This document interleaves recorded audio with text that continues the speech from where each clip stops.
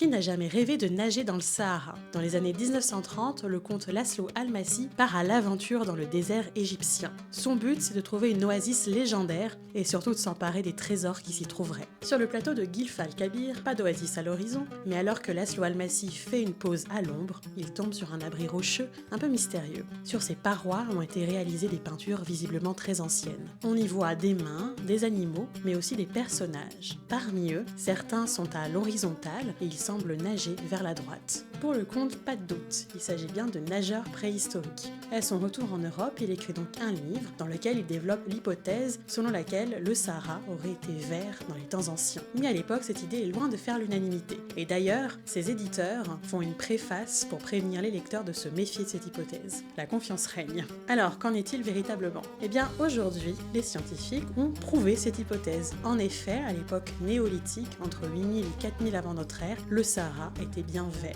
Il s'agissait alors d'une savane luxuriante et humide. Et alors, s'agit-il bien de nageurs? Ça pour le coup, probablement pas. Les chercheurs, à l'heure actuelle, pensent qu'il s'agit plutôt d'âmes s'envolant vers l'au-delà, préfigurant des croyances égyptiennes de l'Antiquité. Quant à l'oasis que cherchait le comte Almasy, bien personne ne l'a jamais trouvé. Comme quoi, des hypothèses polémiques peuvent parfois mener à la vérité.